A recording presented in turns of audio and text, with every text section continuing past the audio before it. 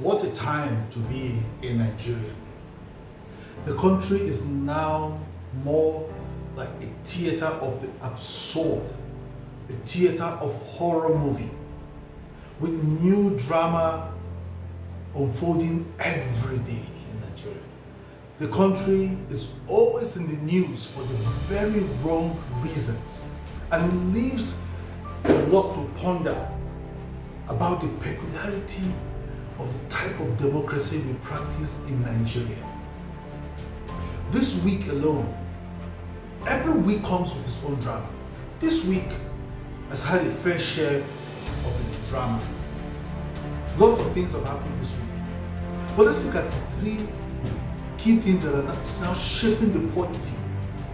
The media is now at war with this thing happening just this week. Now it is what started like issue related to change of seats and policies of the Green Chamber rules and all of that has now snowballed into accusations and counter accusations. Nigeria just woke up this morning or yesterday with the news, the interview granted by Senator Natasha, that the reason why she's been maligned in the Nigerian Senate, the reason why she's having issues with Akpabio, the Senate president, was simply because he made sexual advances at her, which she turned down. As grievous as this allegation may sound, in other climes, the Senate president, as we speak, would have stepped aside for the Senate itself, or the National Assembly itself, or an independent body to carry out an investigation. This matter has to be investigated thoroughly, because if it is true that the Senate president made sexual advances at Senator Natasha, which she declined, that's a very serious. It means, it will open a can of worms in the Senate. But given the allegation, the burden of proof rests on Senator Natasha.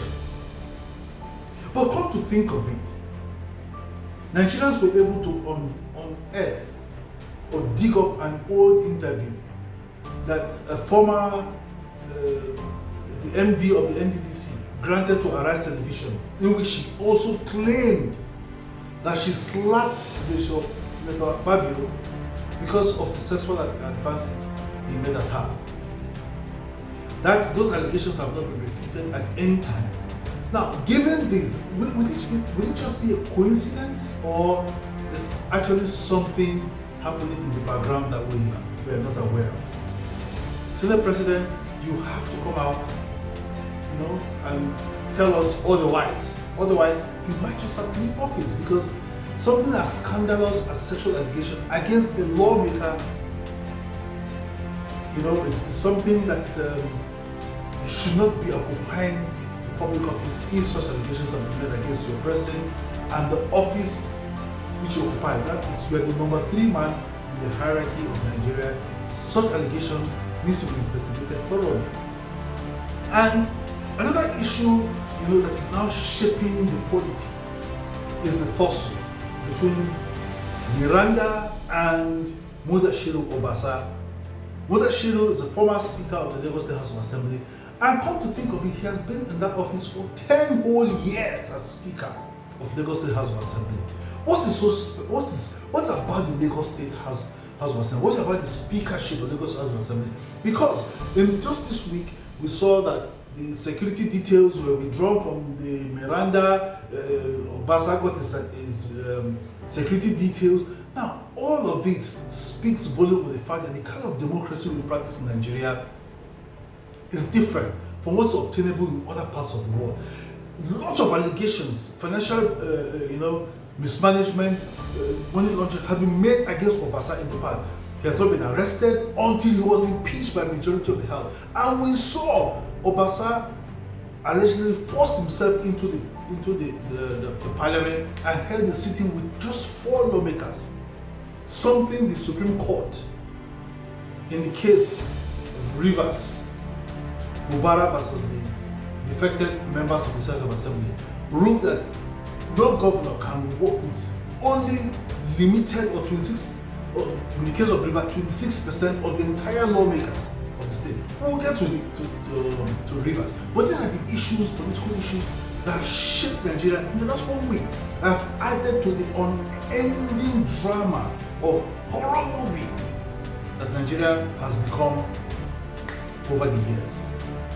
And I want to ask him a pertinent question. Why is Obasa hell-bent on remaining as speaker? Is there something about the speakership that we do not know about? And another question I want to ask, is the president, Bola Tinubu, is the governor, Sawori, Babajide Sanwo-Olu, are they part of the dramatic personnel? Are they part of what is happening in Lagos? Otherwise, if the system or the polity is heated up in this manner, where will the development come from? Because the lawmakers are supposed to sit down, make laws for the betterment of Lagosians, will be embroiled with all manner of controversies as to who is the legitimate speaker of the Lagos State House of Assembly. In the coming days, we'll know about all of that.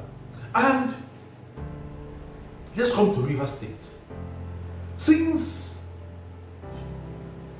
Fubara took the oath of office May 2023, it's been one battle over another. Battle between Godfather, Godson. But in essence, the whole thing revolves around the fact that the crisis, political crisis in Rivers is all about the resources in Rivers. Rivers is a very peculiar state, considering the enormous wealth that the state is blessed with. So, who controls the power, who controls the governor, controls the political machinery of the state, controls the wealth coming from that state. And that has put a very big political force between Governor Fubara and the immediate past governor of the state, who is now the FCT minister. Now, there have been courts, cases, injunctions upon injunctions. They've made a mess of the judiciary until the Supreme Court gave its ruling on Friday regarding the State House Assembly members who defected, the issue of revenue accruing from the federation account to the state. But in the coming days, we'll get to understand more about the judgment that emanated from the Supreme Court on Friday. But one important question I want to ask is, given the landmark judgment, which is the final court of arbitration in Nigeria, the Supreme Court, since the Supreme Court has given its judgment regarding this also, can we say that Godfatherism has triumphed in Rivers? Maybe in the coming days we'll do that. And because and I want to ask, will this play a very important role in the political dynamics of Rivers State come 2027? Maybe Fubara might just be a one-term governor. Maybe. Will he be impeached? Because the majority of the House who defected, although the issue about that defection is still at the appeal court, but if they have their way, like they did at the Supreme Court, is it possible Fubara will be impeached? Will that bring up fresh crisis in Rivers? And come to think of it, at the beginning of this crisis, the State House of Assembly was bombed. Nobody is taking responsibility for that. Nobody has been arrested. Government, public, taxpayers' money have just gone. We have to rebuild the place. Extrajudiciary budget. Money should be expended. Nobody has been arrested. The people are suffering. Because the reason I ask about some of these things, because it appears when the judgment was read out, when it went public, it appears the elites are the most elated about this judgment. Does it mean that the people do not have any place in the scheme of things as far as Rivers State politics and governance is concerned? We'll get to see, because it appears only those at the top are the ones happy about the judgment because of what they will get. Maybe in the coming days, we'll get to see all of that. And while all this was going on, the media was awash, with Rivers issues, Natasha versus Akpabio and the Lagos speakership also, the president signed a budget, 2025 budget of 54 trillion, over 54 trillion, the highest in the history of Nigeria. But one question nobody is asking, the 2024 budget, what is the level of implementation? Because it appears the success and otherwise of national budget is only on the pages of newspaper or just on paper. Because recently Nigerian Bureau of Statistics came out to say, oh, the inflation has dropped to 26%. That is only on paper. The market forces, if you go to the market, the inflation is still over 40%. The lives of people have not changed one bit. What is really happening? All of this appears only on paper, pages on the media, but in the actual sense, in reality, these things do not translate to good fortunes for Nigerians. That's why we say Nigeria is more like a horror movie. We just hope one day we'll just wake up and realize all that's been happening in Nigeria is just a movie that will end in season 1. Because if there's going to be season 2, it's going to be a big problem for Nigeria. You can just follow me on, please subscribe to my YouTube channel. You can also follow me on TikTok, Instagram, and Facebook. You can subscribe to my WhatsApp channel with the number shown on the screen. And please don't forget to like, share, and comment. Let others know what's happening in Nigeria and we get to talk. Our next video will be about the crisis in the PDP.